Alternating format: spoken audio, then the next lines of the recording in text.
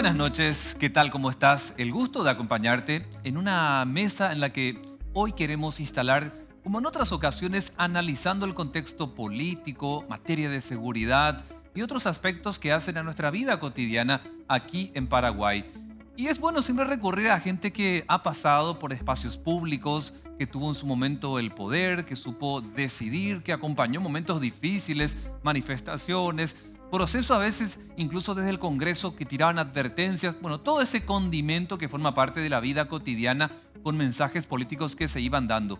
Esta noche queremos hablar con Francisco de Vargas, que en su momento fue fiscal, fue ministro de la Senat, fue ministro del Interior, o sea, tiene una amplia experiencia en los temas que esta noche queremos abordar con él. ¿Qué tal, doctor? ¿Cómo estás? Buenas noches. Muy buenas noches, Diego, y a la teleaudiencia también. Muy contento de estar aquí. Voy a Ojalá tutear, pueda ¿sí? servir de algo, sí, por supuesto. Bueno, espero, Francisco, porque tengo muchos temas realmente que quiero preguntarte. Yo recuerdo mi época de cronista cuando estaba en otros medios y estaba detrás de toda la movida que ustedes tenían como secretarios de Estado y me permite hoy, con esa experiencia que tenés, abordar lo último que tenemos aquí en Paraguay. Lo primero es acerca de estos operativos. Habrás visto, doctor, que teníamos el operativo en tráfico internacional de armas que se utilizaba Croacia, Estados Unidos, Paraguay para llegar finalmente a manos esas armas del PCC, por ejemplo. Después teníamos el operativo contra el clan Rotela en la zona de Tacumbú. Y podemos hablar de muchos operativos, pero que por lo que hemos visto en los últimos tiempos han sido exitosos, por lo menos como van mostrando en cuanto a resultados. Desde tu rol de exministro en varias carteras, ¿cómo lo estás viendo para combatir todos estos frentes? Bueno, sí lo veo en forma. Vamos a abordarlo del aspecto positivo inicialmente, ¿verdad? Yo creo que el operativo Veneratio, Sí, este último de la Senat de tráfico de armas, creo que se llamó Ignis, sí, si no me equivoco. Le llamé a felicitar personalmente al ministro Rachid. sí, No te olvides, Diego, mucha gente sabe que cuando estuvimos en el Ministerio del Interior, yo he designado al ministro como viceministro de Seguridad Interna, recuerdo. al ministro Jalil Rachid. Lo que nadie sabe es que él trabajó conmigo en la fiscalía como 9 años, o sea, lo conozco desde Ah, ¿él antes. estuvo Sí, contigo? él era asistente Ah, fiscal mira. en mi unidad fiscal. Ya, Entonces, obviamente conozco su capacidad y su experiencia en estos temas, ¿verdad? Todos estos operativos los califico de exitosos. Quiero referirme muy particularmente a este Veneratio, ¿verdad? Porque era un secreto a voces y ni tan secreto que las penitenciarías de nuestro país estaban bajo el dominio del crimen organizado, ¿verdad? sí, Y seguramente por muchas cuestiones y principalmente de orden político, esta decisión de ir de frente contra el crimen organizado penitenciario, voy a llamarle, sí. fue difícil, pero se hizo y me animo a decir que hasta con un coste político no muy alto por suerte, ¿verdad?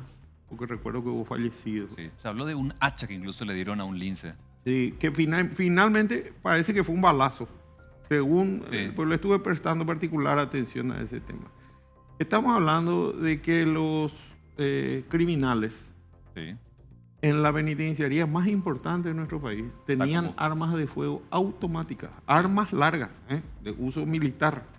Tenían combustible, tenían dinero en efectivo, explosivos y, o sea, y traficaban drogas desde ahí. O sea, creo que de la misma cárcel se estaba dirigiendo una organización criminal mucho más libremente que si su líder estuviera en libertad. Entonces, eso es algo que se enfrentó y yo celebro que la decisión se haya tomado. Al principio, obviamente, también como a todos nosotros nos preocupó porque veíamos que se alargaba el tema de la Cierto. toma de control de la penitenciaría más importante, pero bueno, finalmente ocurrió. Con respecto al tema de tráfico de armas, yo creo que hay mucha tela que cortar. todavía. Sí, porque para mí hay mucha desinformación. Estas armas que traía esta empresa de seguridad, cuyo nombre no recuerdo en este momento. Te digo, Sí. Automóvil Supli. Bueno, Supli.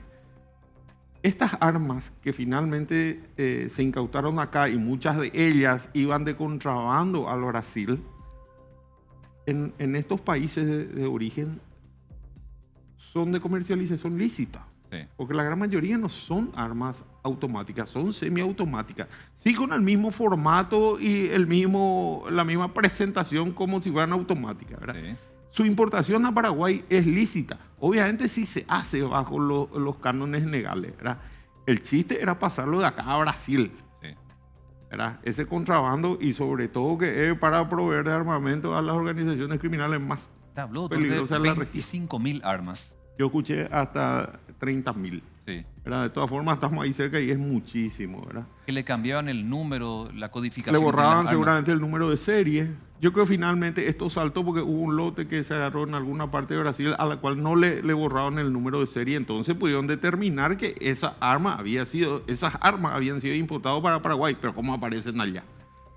Y sobre todo se utilizaba un mecanismo de disimular ventas a particulares, ventas que no eran reales, para finalmente enviarlas Pero en euro al Brasil. ¿No te parece? Vos decís, de hecho en el Zócalo se ve, hay mucha tela por cortar en el operativo. La CO. Doctor, ¿no te parece también que fue realmente escandaloso que haya estado metido la gente de Dimabel acá para darle ese soporte legal? Claro que sí. Eso es lo más grave de todo, ¿verdad? Y estamos hablando de altísimas autoridades de seguridad a nivel nacional.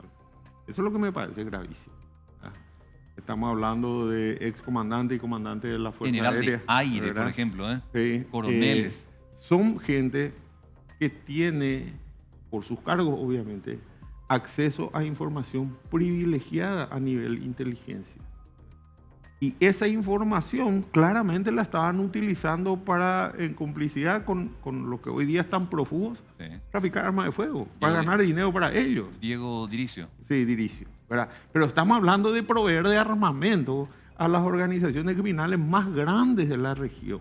Porque si bien el primer comando capital o el comando vermelho, ¿verdad?, tienen sus sedes principales en Brasil, nadie escapa que sus tentáculos llegan hasta acá, hasta Paraguay, a Tal nuestras cual. cárceles, ¿verdad? Y ahora, para terminar de responder tu pregunta, si bien los operativos, los que conocemos y de los que estamos hablando, han resultado exitosos, yo creo que es innegable también que el crimen organizado ha crecido, y muchísimo, ¿verdad?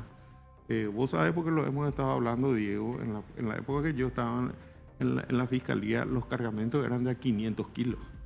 Hoy día son de a 3.000 kilos. Sí, es verdad.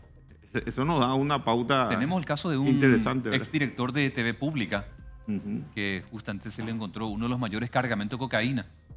Conozco el caso, ¿verdad? Y bueno, esta transición de alguna manera a mí me tocó vivirla. Yo salgo de la fiscalía en el año 2012, ¿verdad?, cuando asume como presidente en forma interina el vicepresidente Federico Franco, Recuerdo. a quien lo conocía ya por haber trabajado con él en la municipalidad de Fernando de la Mora, y él me lleva a mí como ministro de la Secretaría Nacional Antidrogas. Sí, Yo tuve solamente 1 año 2 meses en la Senat. sí. Pero allí se produce el famoso operativo Águila Negra. No sé si recordás, Recuerdo. que fue en La Paloma, Canindeyú. Ahí fueron aprehendidos 24 personas, 5 aeronaves, armas de guerra, equipo de comunicación, 1.880 y pico kilos de Impresionante fue el cocaína. operativo, Sí. recuerdo. Hoy día están todos condenados, ¿eh?, con condenas firmes. Sí. Tal vez 1 o 2 fueron absueltos, ¿verdad? Pero ese fue un salto demasiado grande, pasar de 500 kilos a 1.800 kilos de una, y me animo a decir que fue la transición. Después de eso ya vienen todos los cargamentos grandes, ¿verdad? Y que lastimosamente nos tienen, o les tienen a nuestro organismo de seguridad muy ocupado, ¿verdad? Porque se sabe también que esos cargamentos pasan y llegan a Europa. Hay pruebas de ello, ¿verdad? Doctor, ¿y qué siente un ministro? Porque vos fuiste ministro de la Senat, ministro del Interior, y si bien vos estás contando que hay una diferencia entre lo que hoy cae o sigue saliendo, en tu época decías 500, hoy es mucho más, ¿no sentís a veces que siendo ministro del Interior o de la Senat hay demasiados desleales que permiten que esto siga ocurriendo? Porque haces un plan de trabajo para combatir el mundo narco en Paraguay, pero seguís viendo todavía que van cayendo, y si caen porque se produce, y porque si se produce y si bien caen es porque hay alguien que permite que se siga produciendo y vendiendo afuera. El tráfico de drogas y de armas en estas magnitudes de las cuales estamos hablando, Diego, de ninguna forma se puede hacer sin complicidad de autoridades. Y hablo de autoridades de seguridad y hablo también de autoridades políticas. No me pidan nombre porque no los puedo dar. Claro. Yo soy abogado y sé muy bien que no puedo señalar. Te vas a comer un juicio. Pero cuando aprendí una frase que utilizan mucho los policías cuando estuve en el Ministerio del Interior: no hay baile sin permiso. No hay baile sin permiso. Y eso ocurre en el mundo narco. ¿Verdad? Y bueno, no es que yo sienta, y ahí te respondo de vuelta a tu pregunta, yo creo que las pruebas están a la luz pública, ¿verdad? De la complicidad de autoridades, cuántas autoridades no han caído, juzgadas y hasta condenadas, ¿verdad? Y eso es una triste realidad que hay que administrar. Y son cuestiones que no digo que se vayan a acabar, pero el gobierno y la justicia tienen la obligación de reducir al mínimo posible ese tipo de incidencia. Porque uno, a ver, supone, por lo de la complicidad que decías, doctor, uno puede suponer que hay intendentes, concejales, gobernadores, parlamentarios a ese nivel. Quizá no tiremos nombre, pero uno puede suponer que estas autoridades están detrás, por eso es que tenemos esta escala de producción y venta. Marihuana y cocaína. Yo tengo una teoría al respecto, ¿verdad? Yo creo que los narcotraficantes, los criminales organizados, buscan infiltrarse en la política para lograr impunidad, ¿verdad? Y la mejor forma de infiltrarse en la política es proveyendo de recursos económicos, claro, a los candidatos, sino volverse ellos mismos candidatos, ¿verdad? Ahora, la grave falencia de los grandes partidos políticos está en la imposibilidad o falta de voluntad, voy a decir, de poner filtros adecuados para que los criminales ingresen a las filas de la política. Eso ya ha ocurrido hace tiempo, por lo visto. Hoy estamos viendo los resultados nada más, y a nadie escapa de eso.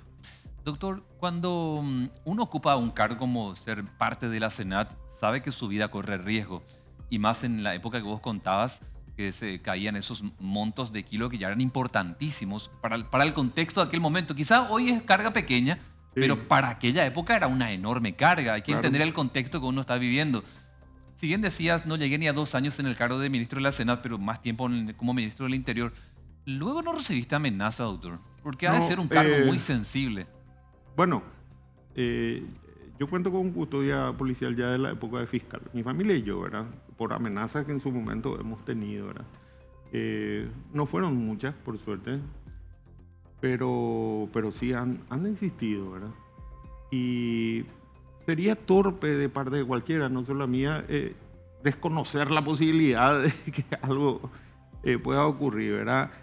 Que sobre el tema hay muchas teorías, están quienes sostienen, y yo en cierta medida, que mientras uno haga su trabajo en el marco de la ley y no le sea desleal a los bandidos, digamos, todo está bien. Yo recuerdo bien que cuando ocurre la captura, y no voy a decir su nombre, pero fue en su momento el narcotraficante más buscado en la República del Paraguay. Bien. Personalmente a mí me dijo, Jerry Jiménez Pau, está bien, perdí. Yo sé que perdí, como diciéndome... ¿Te dijo de frente? Sí. Le mataron a su abogada, a quien entrevisté muchas veces. Sí, a Laura Casuso. Sí, yo lamento porque con ella nosotros podíamos sin ningún problema producir entrevistas y accedí a ella. Yo tuve mucho contacto con ella a nivel profesional, claro, obviamente, siendo fiscal y ministro. Sí. Yo mismo tengo mis archivos de entrevistas a ella y jamás me imaginé que la iban a matar. Bueno, yo creo que muchas veces, y porque tocaste el tema, ella nomás digo, hay gente que de repente ya empieza a confundir su rol profesional y asume otros roles que ya son más difíciles de llevar. Creo que es lo que ocurrió. Pero sí, yo siento la muerte de cualquier ser humano. Claro. Y bueno, en síntesis, para cerrar la pregunta que me hiciste, sí, y hasta hoy día sí. ¿Hasta hoy día te amenazan? No, hasta hoy día tengo custodia policial. Pero ya no tenés amenazas. No, yo estoy fuera del ruedo. O sea, ¿a quién le puedo afectar en este momento? Pero por los cargamentos que cayeron, procedimientos de aquella época. Y es por eso que de repente uno tiene que seguir tomando cuidados, ¿verdad?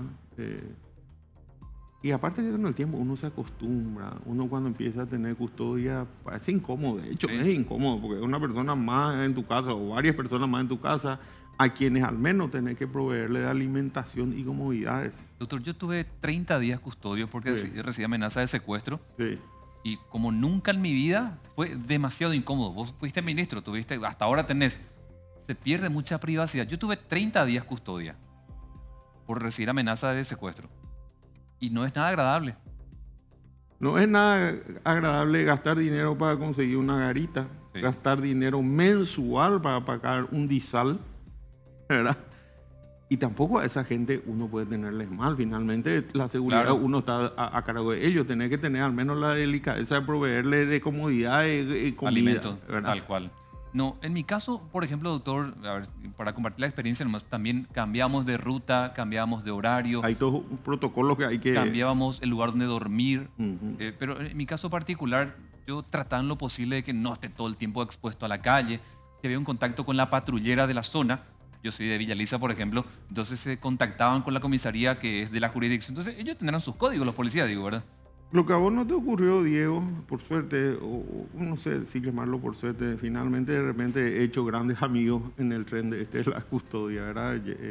Mis hijos se han criado con algunos de ellos y hoy día son personas de confianza, ¿verdad? Impresionante. Bueno, doctor, quiero avanzar un poco y vos tocaste acerca de uno de los hombres más importantes que incluso en la cárcel estuvo, que pasó por algunas penitenciarías, decías, uno de los capos narcos más importantes en la República de la Paraguay. En su momento, ¿verdad? Hoy ya obviamente en manos de la justicia brasileña. Sí.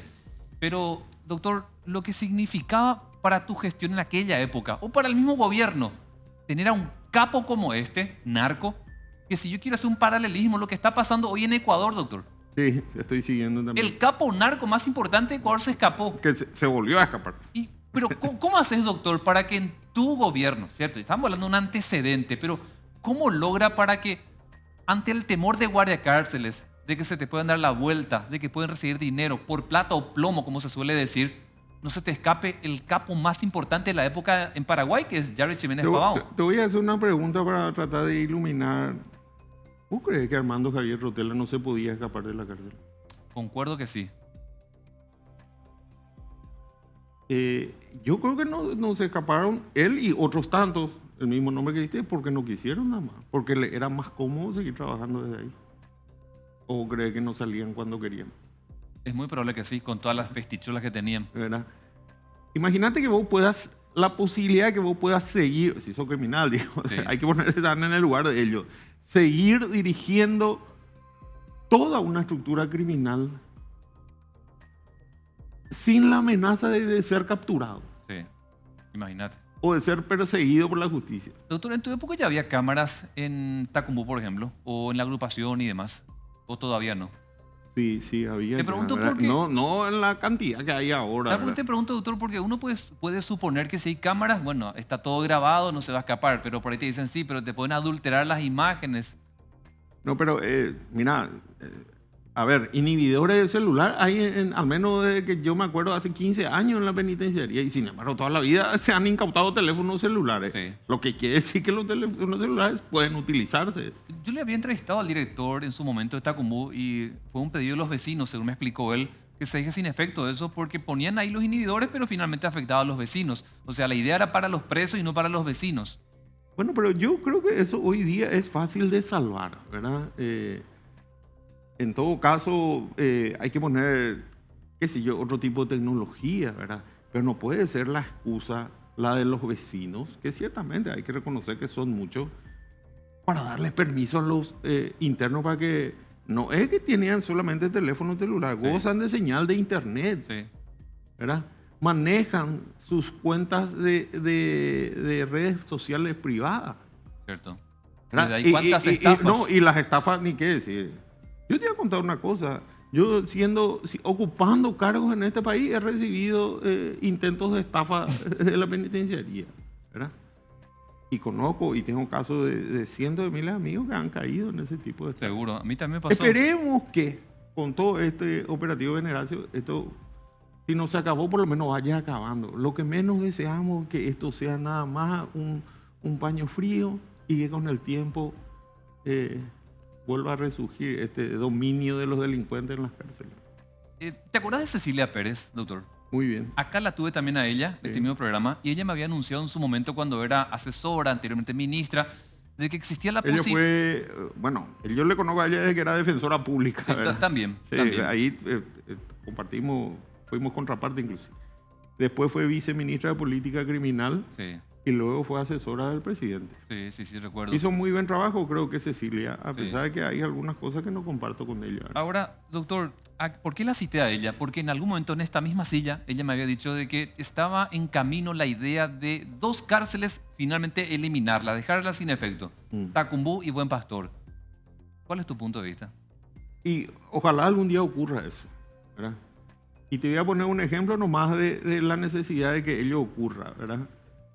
Las cárceles, no digo que estén en lugares aislados, pero no deben, bajo ninguna circunstancia, estar inmersas en barrios tan populosos como los son Tacumbú y ni qué decía acá la propia Recoleta, Sí. ¿verdad? Por el tema de los inhibidores de celulares nomás, ¿verdad? Por ahí, porque mucha gente hace esta pregunta también, ¿por qué no se hace una en famoso allá en, ¿cómo es? La gerencia. En la Gerencia, donde algún momento dado funcionó un cuartel militar como Sí. penitenciaría. Vos sabés que la gente ni se imagina, Diego, que es todo un problema para ese traslado de los internos para las audiencias, por ejemplo, Sí, es verdad. por las visitas de los propios parientes, ¿verdad? Todo el mundo quiere tenerle lejos a los presos. Sí, pero es un ¿verdad? problema a la hora del traslado. Pero a la hora del manejo penitenciario y judicial es un problemón. Ahora, doctor, ¿eso no se puede facilitar teniendo sedes regionales de la justicia o únicamente tiene que venir al Palacio de Sajonia? Bueno, y hoy día ocurre, eso está mejorando con el tiempo, Eso ¿verdad? causó la muerte de un comisario. Claro, claro, y quién sabe cuántas fugas, ¿verdad? De hecho, hay varias cuestiones de orden legal que no se cumplen a cabalidad. O sea, muy bien que la ley dispone que los condenados tienen que estar separados de los prevenidos de Sí. libertad en forma temporal. Ese es un punto que te quiero plantear justamente, Y, doctor, y porque no ocurre. en este momento habrás visto que el ministro de Justicia, Ángel Barcini, Sí. está planteando 2 proyectos de leyes. Uno de ellos tiene que ver con el agente penitenciario, pero por el otro también está planteando esto de tener ya categorías de presos y también cárceles de seguridad. Se habla mucho de lo de emboscada, por ejemplo, un máximo de 300 presos que son de la categoría de alto riesgo. Sí, de máxima seguridad. Te pregunto, doctor, desde la experiencia que vos tenés en esos cargos, ¿te parece que políticamente esta vuelta sí el Congreso va a acompañar? Ojalá que sí, pero el acompañamiento tiene que ser completo, no de un parche.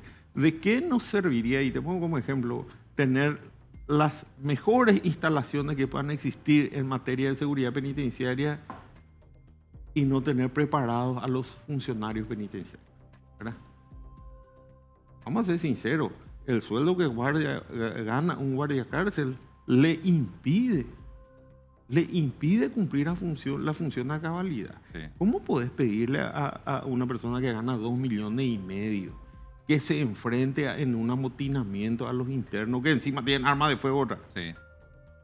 Ahora te pregunto algo, doctor, ¿no te parece que es el momento de ya pensar en otro tipo de guardia cárcel? Yo planteo algo, doctor. Mira, yo planteo desde mi sentido común lo que te quiero y quiero conocer un poco tu opinión. Yo quisiera ver policías desde una división preparada, pero para ese efecto como guardia cárceles.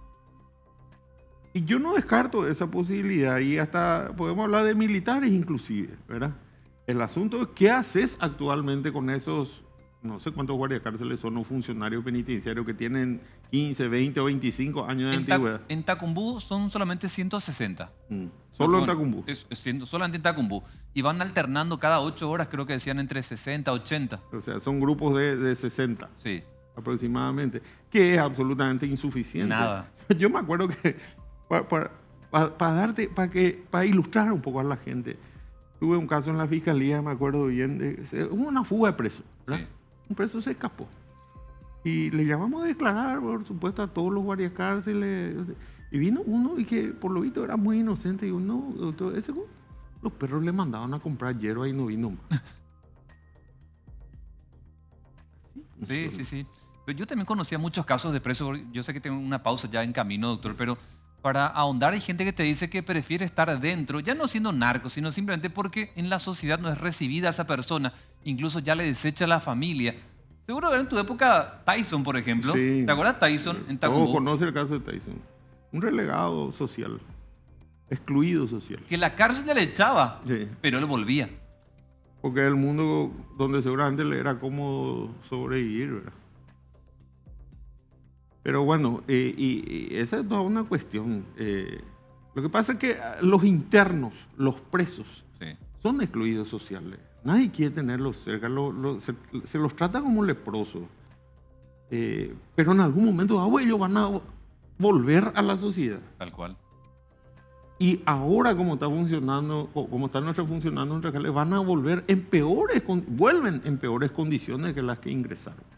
Doctor, este proyecto, que me gustaría ahondar mucho más después de la pausa, plantea la posibilidad de tener categorías de mediana, de corta y también de alto riesgo en cuanto a los que son catalogados. De acuerdo a los hechos punibles por los cuales han sido condenados o son Porque, enjuiciados. a ver, una cosa es el Bruno Marabel, el que había matado a toda una familia y que tiene 40 años de condena. Otra cosa es el clan Rotela, que tiene toda una estructura del microtráfico, se habla de sicarios, incluso marihuana, crack, etc. Otra cosa es un estafador, que también está mal, doctor. Pero ¿cómo Sí, haces pero en una cárcel como esta están todos Pero mezclados? requieren ni siquiera diferentes niveles de seguridad, diferentes circunstancias en materia de seguridad. Sí, estoy de acuerdo en que sean clasificados. De hecho, la ley en alguna manera hoy día los estratifica, para no utilizar la palabra clasificado, ¿verdad? Sí. Yo me acuerdo, pues mi padre fue funcionario mucho tiempo del Comité de Iglesia para Ayuda a Emergencia y él siempre me mostraba un libraco que tenía que era, me acuerdo bien el título, decía Población Penal 78. 78, ¿eh? En 1978, solamente el 8% de los internos en la cárcel de Tacumbú estaban condenados. En 1900, 8%. Hoy día creo que son 30%. Hemos mejorado, aunque absolutamente insuficientemente. Doctor, hacemos una breve pausa y a la vuelta te supuesto. quiero preguntar un poco cómo estás viendo la gestión de Barcini. Se hablaba mucho al inicio de este gobierno. ¿Implementaron o no el modelo Bukele? Y te quiero preguntar eso para que me des una respuesta a la vuelta a la pausa. Por supuesto.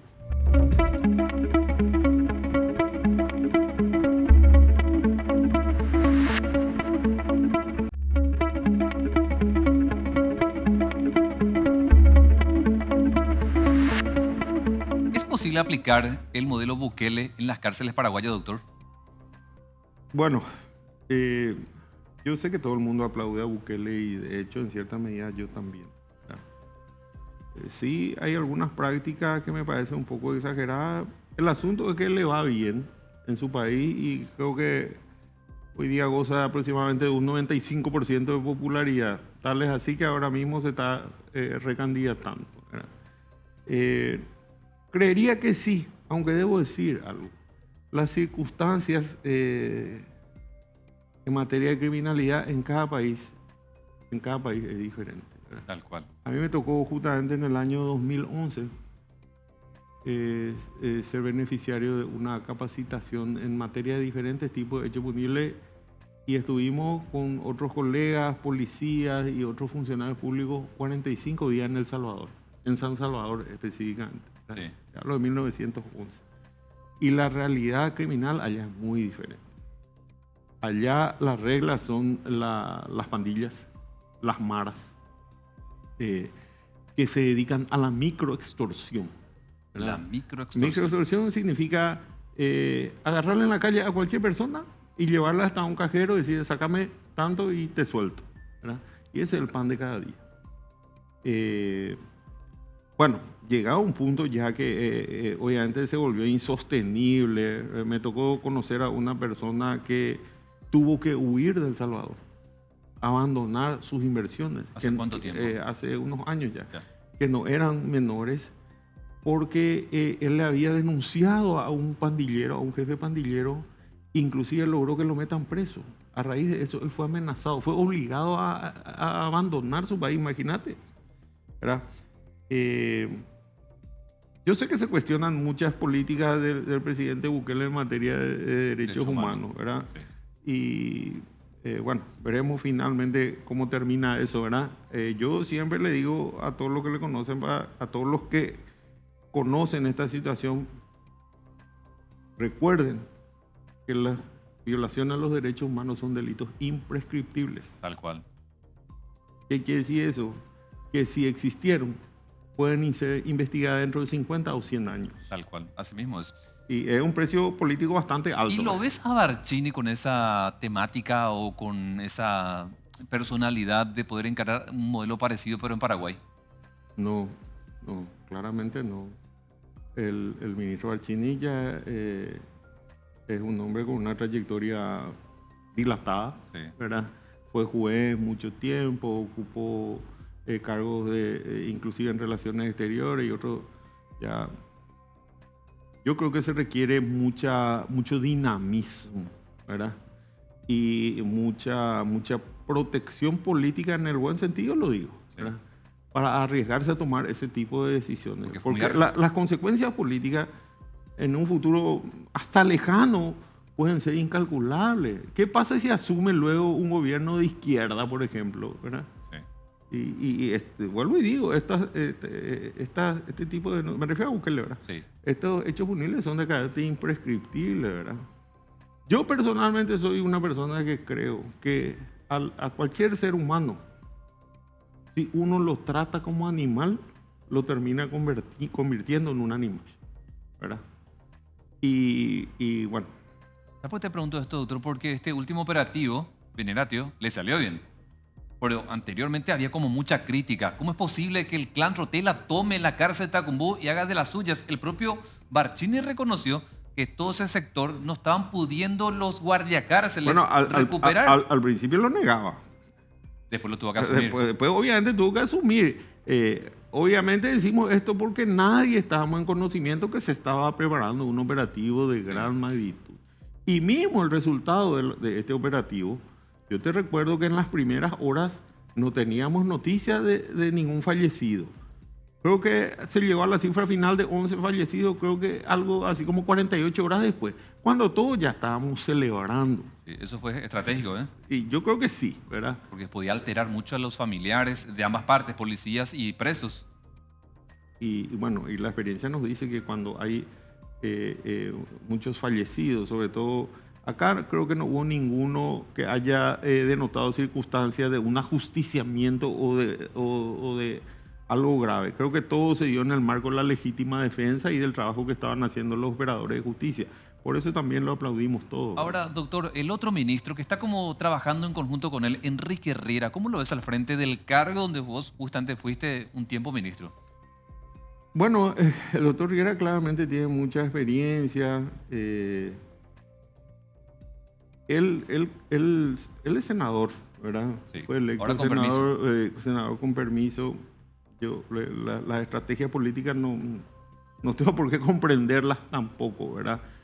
Sí me doy cuenta que brindó mucho apoyo a todo este operativo y sobre todo en su momento dio la cara y literalmente dio la cara. Porque yo te recuerdo que era el ministro del Interior el que hablaba cuando la crisis penitenciaria llegó a su cúspide, ¿verdad? Y bueno, brindó su apoyo político y de alguna forma le sirvió. Ahora, la cuestión de la seguridad en la calle es otra cosa. Eso va increciendo y bueno, los resultados están a la vista también, ¿verdad? Doctor, ¿seguiste el caso Marcelo Pecci? Sí. ¿Sabes por qué te pregunto? Porque tengo algunas impresiones que tienen que ver con relación a Francisco Luis Correa Galeano, que está como jugando un papel que tiene que ver con esto de tirar nombres, que a mí me genera mucha duda. Y de verdad lo digo, cuando por el camino una persona que está procesada, condenada, está en la mira y va tirando versiones diferentes por el camino, percibo, te planteo mi punto, por eso quiero saber el tuyo, doctor, en ese proceso percibo que está siendo manipulada o instrumentada por determinados gobiernos, sea desde donde está procesado o desde afuera, para lograr un cometido contra un personaje político. ¿Tienes la misma impresión? A mí también me llama la atención que él esté dando esta información en forma parcelada y sobre todo con cierto sesgo político, ¿verdad? Yo no descarto que haya cierta manipulación, Así como vos lo pienso igual. ¿Por qué da nombres ahora que no dio en su primera declaración hace prácticamente 1 año y medio ya? Lo único que digo finalmente, y espero, que si existe una manipulación, no sea con el objetivo de tergiversar la verdad. Yo creo que todos finalmente queremos que salga la verdad Claro. a la luz, ¿verdad? A Marcelo lo conocí muy bien. Estaba bien catalogado él. Sí. Marcelo, Diego, te recuerdo, cuando yo salgo de la fiscalía para ir a la Senat, Sí. él asume la unidad fiscal que estaba a mi cargo. Ah, no sabía eso. Claro. Él entró en tu reemplazo. Él entró en mi reemplazo, o sea, y yo no puedo evitar pensar que de alguna forma, no digo que tengo que ver con lo que le ocurrió, pero estuve en su camino, voy a decirlo Sí. bien, ¿verdad? Más, trabajamos muchísimo porque todos los juicios que yo empecé en su momento, él los terminó, ¿verdad? Y bueno, y sé muy bien a qué se enfrentaba. Siento mucho lo que ocurrió. Quisiera, como todo el mundo, que no hubiera ocurrido, ¿verdad? Yo creo que a todos nos sorprendió. Hasta que le ocurrió lo que le ocurrió a Marcelo, muchísima gente consideraba eso algo inimaginable. Claro, porque uno se imagina mirando de pronto una película o serie de Netflix que no se le va a tocar a un fiscal. Pero justo coincide que se tocó, creo que a 2 fiscales de Ecuador, Sí. al de Paraguay. Entonces es como que un código de la mafia se rompió, doctor. Algo pasó por el camino que antes te decían, no, la mafia Antes no se hacía esto y ahora resulta que se hace. ¿Qué es lo que cambió? No sabría hoy responderte. Lo único que yo encuentro es que el crimen organizado ha crecido y el tráfico de drogas se ha multiplicado, ¿verdad? Seguro que algo tiene que ver. A mí me llaman poderosamente la atención muchas cosas del caso Marcelo Pecci, ¿verdad? Voy a decir algo muy rápido, por ejemplo, así que se me ocurre nomás. Si la orden Partido de Paraguay, como muchos consideran, ¿acaso no era más fácil ejecutarla acá que allá? No sé, seguramente hay cosas que no manejo, ¿verdad? Y así sigo también, en la medida de lo posible, las declaraciones de este Correa, Sí. ¿verdad? Y a él ya se le tomó una declaración bastante tiempo antes. Sí. Sin embargo, ahora que da los datos de presidente o expresidente Horacio Cartes. y la otra persona, ¿por qué surge ahora recién? ¿Por qué te planteo esto, doctor? Porque, a ver, lo dije con relación a Hugo Velázquez, lo dije con relación a Horacio Cartes, incluso Javier Díaz Verón, Ulises Quintana, todos los que fueron declarados por Estados Unidos como significativamente corruptos. Entiendo que está en su derecho Estados Unidos a hacerlo, pero me parece moralmente importante que si tiene las pruebas ante una semejante acusación, que las presente, doctor. Porque qué fácil que es salir a decir, corrupto es Francisco de Vargas. ¿Y dónde está mi prueba? ¿Me vas a demandar? ¿Me vas a meter en la cárcel? Yo creo que todos estamos de acuerdo contigo. Ese nomás es mi punto, doctor. Porque después van a decir, no, es cartista y no pasa por ahí, doctor. Es velasquista, no pasa por ahí. O sea, no debería, y espero que no sea así, ¿verdad? Esto está ligado a condimentos políticos. Aunque finalmente todos son actores políticos, ¿verdad? Es difícil desligar una cosa de la otra. Sí. Pero yo, así como bien mencionas, también quisiera que cuando se hace una acusación de ese calibre, se haga con fundamentos, ni siquiera digo con pruebas, porque las pruebas van a aparecer luego en el juicio, pero con fundamentos. Porque fíjate lo que hicieron los fiscales paraguayos, doctor, con relación a Hugo Velázquez. Tuvieron que decir, tenemos que desestimar esta acusación contra el ex vicepresidente, porque Estados Unidos lo acusa de soborno de $1 millón. ¿Y la prueba? Y hasta el momento no la conocemos. Por eso, o sea, y aparte le hizo mucho daño. Esa ya es mi opinión, no sé si compartís. En un momento electoral, Estados Unidos mete la cuchara. Y justo cuando estaba la interna colorada y después las generales. Pero de hecho, yo creo que ese es el fundamento y de defensa para ellos, para finalmente salir a decir que este ataque tiene un alto contenido político. ¿Qué decirte?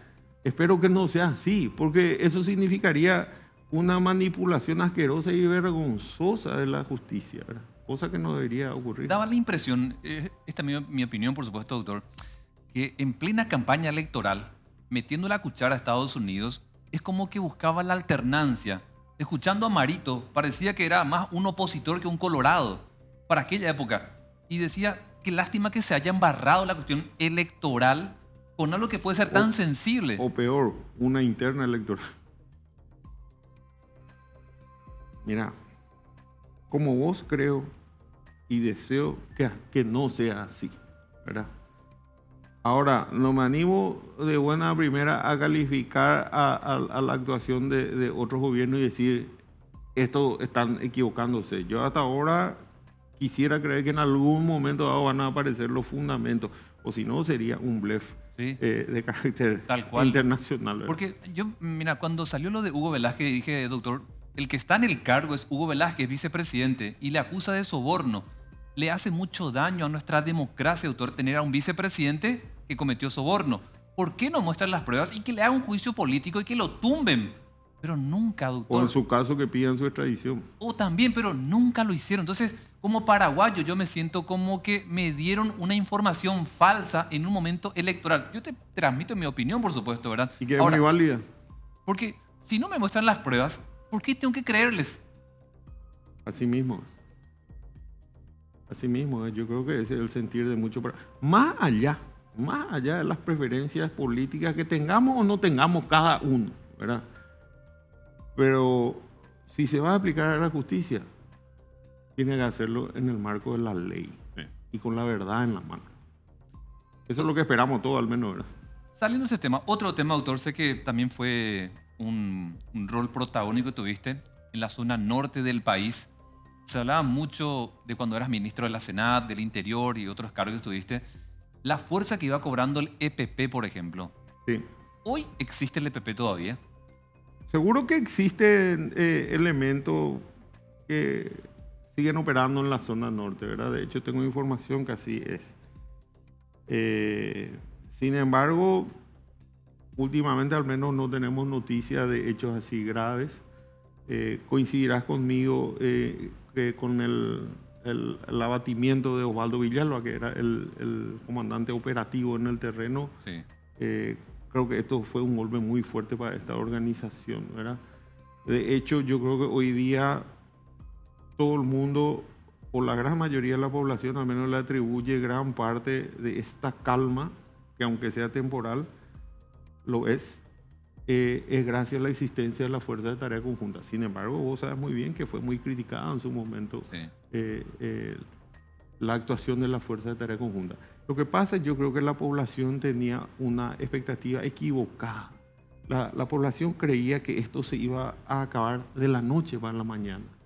Y no hay forma de que esto sea así, ¿verdad?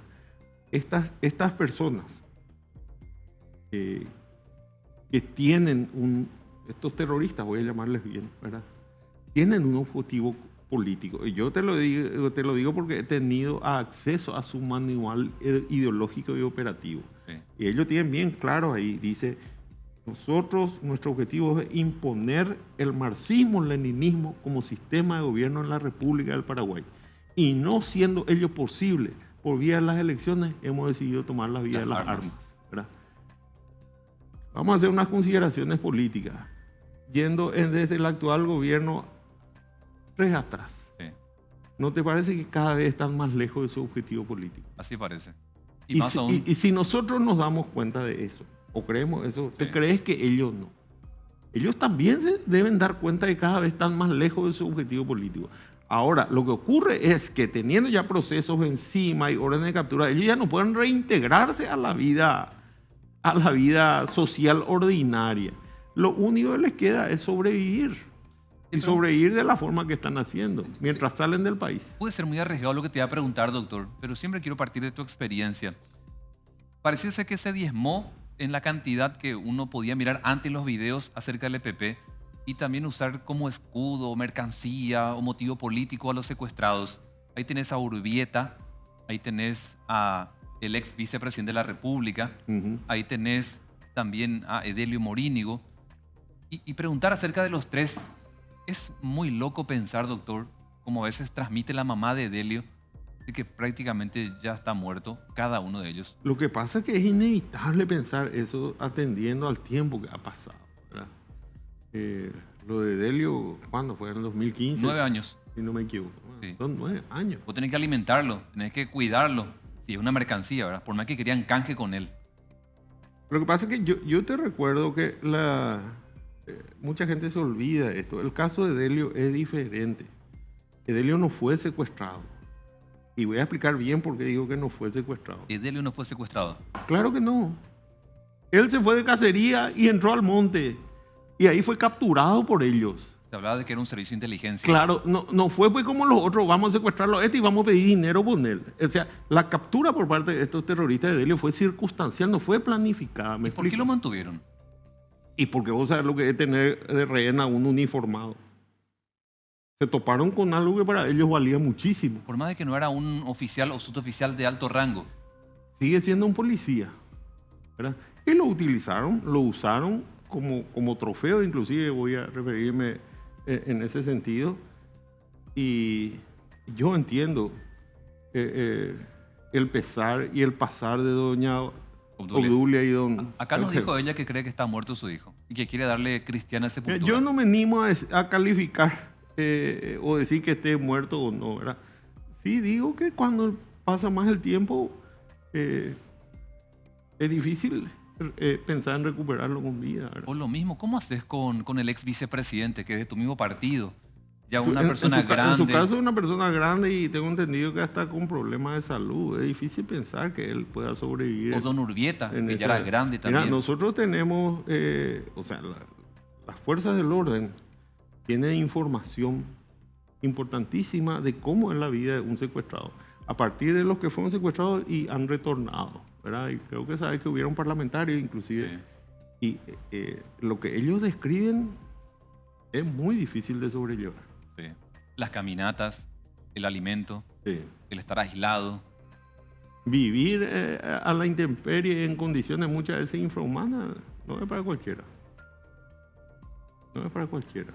Ligado a esto también quiero preguntar, doctor, el tema Amambay y muchas de las ciudades, llámese Pedro Juan, Capitán Vado, etcétera, y ese avance o no del mundo narco hacia la capital del país. En algún momento veíamos algunos narcos que incluso eran asesinados acá frente a un supermercado. Sobre todo el sicariato, la modalidad del sicariato, ¿verdad? ¿Crees que se les está frenando en la zona de Amambay a esta gente o hay un avance del mundo sicariato y narco desde Amambay hacia otros departamentos? Y es innegable que hay un avance. Eso yo creo que nadie puede decir lo contrario hoy en día, ¿verdad? Ahora, va a depender de las políticas de gobierno en materia de seguridad y de los operadores de seguridad y de justicia en nuestro país que ese avance sea lo más lento posible. Te pregunto esto porque recuerdo hace poquito hablamos de Macho. No sé si en tu época ya él tenía protagonismo. Yo no lo recuerdo de aquella época, este señor. Al que le bautizaron como Macho, ¿verdad? Sí. Sí, no, ¿cómo era su nombre? José. Ya nos vamos a recordar, pero... Bueno, pero sé bien a quién nos referimos, claro, ¿verdad? Y más, habla de ser como uno de los jefes de 50 sicarios. Sí. O sea, tenés que tener lo que un pasa es que hay videos y hay testigos donde se lo ve operando. Él tiene la modalidad de moverse en al menos una caravana de 4 o 5 vehículos y 5 o 6 tripulantes por vehículo, sí, con armas de altísimo poder de fuego. Felipe Acosta. Ahí está, Felipe Acosta. Alias Macho. Y después sí, tenemos otros sicarios, porque este es por fuera de Amambay. Este no era de Amambay. Pero después teníamos otros que cada tanto... Canín de Yu llegó hasta acá a Zapá. Sí. Y bueno, el asunto es que siguen operando y dejan muy mal parados a los organismos de seguridad que hagan este tipo de demostración de poder, ¿verdad? Con rescate o inclusive y porque llegaron a herir dolosamente a policías. Tal cual. ¿Es posible un Estado paraguayo sin narcos, doctor? Yo creo que sí. Y yo creo que sobre todo tenemos que pensar en que es posible. No va a ser rápido, va a ser costoso, doloroso. así como ocurrió o está ocurriendo con el EPP, ¿verdad? Lo que pasa es que la gente equivocadamente cree que este tipo de soluciones deben ser mágicas y deben ocurrir de la noche para la mañana, y eso es imposible. ¿Es verdad que la Policía Nacional requiere de más tecnología o no pasa por ahí, doctor? Porque Yo muchos creo te dirán, que requiere de más recursos tecnológicos, humanos y hasta de capacitación, ¿verdad? Yo creo que la Policía Nacional, y esto no es de ahora, es de hace 15 o 20 años, adolece, como muchas otras instituciones públicas paraguayas, de una grave deficiencia presupuestaria, ¿verdad? Cuando uno te toma al mando de instituciones como esa, vos te das cuenta que uno tiene que administrar necesidades, sí, ¿verdad? Y hay que priorizar, y bueno, y hay que postergar muchas cuestiones tal cual. para poder hacer otras, ¿verdad? Doctor, me quedan 2 minutos, pero quiero preguntarte, en tu época de ministro, ¿cuántos policías había? Porque hasta donde yo vi, hoy día tenemos casi 29.000. En aquel tiempo no llegaban a 25.000, eran 24.600. ¿Cuesta tanto aumentar el número? Sí, porque, a ver, ahí vos tenés que entrar en la grave decisión de ¿queremos más policía o queremos mejores policías? Porque tener más y mejores al mismo tiempo no es fácil, porque lleva mucho tiempo la selección y la capacitación, ¿verdad? Yo me acuerdo que en aquel tiempo, nosotros tenemos 2 instituciones en Paraguay de formación de personal policial. La Academia de Policía, que es para formar a los oficiales, y el Colegio de Policía, que es para formar a los suboficiales, ¿verdad? Vos sabés que llegó un momento donde tratamos de elevar el nivel de los exámenes de conocimientos generales para el ingreso. Y se elevó un poquitito nada más y no ingresó nadie. Qué bárbaro. Y después la presión política no me quiero ni imaginar. Doctor, me queda 1 minuto, pero quiero aprovechar. Esta recuperación de la imagen de los lince, ¿a vos qué te parece? ¿Es un abuso de poder o sentís que están haciendo bien su labor los linces? No, yo sostengo que es bueno, ¿verdad? Creo que están haciendo bien su labor. Ahora, hay que hacerlo con cuidado, ¿verdad? El uso de personal especializado en materia de seguridad táctico es muy delicado. Uno no puede entrar con fuerza por todo aquello de los derechos humanos que ya hemos estado hablando, ¿verdad? Sí. Ahora, yo creo que los linces gozan de una buena imagen. Sí, es verdad. Creo que en un momento, inclusive políticamente, se trató de desgastar esa imagen. No puedo entender, o sea, sí entiendo por qué. Sí entiendo por qué, porque era una buena idea que vino en otra administración, ¿verdad? Y lastimosamente no debiera hacer eso. En la expo se sacan fotos los niños con ellos. Si en el gobierno anterior, lejos de tratar de denostar a los linces, se hubiera fortalecido, yo creo que hoy hubiéramos tenido una fuerza operativa del lince, digo, mucho más grande y con muchos mejores resultados inclusive. Gracias, doctor, por acompañarnos esta noche. Cuando quieras. Un gusto siempre escuchar tu análisis cuando se trata de la seguridad interna, penitenciarías y otros, porque bueno, pasaste por cargos muy importantes. Fuiste fiscal, fuiste ministro de la Senat, fuiste ministro del Interior, así que creo que vale la experiencia para hablar de estos temas. Muchísimas gracias y bueno, cada vez que pueda y si algo hay para aportar, estamos en las órdenes. Esta noche, Francisco de Vargas acompañándonos aquí en el programa Voces. Que tengas un buen descanso. Volvemos bien temprano con América Noticias desde las 7.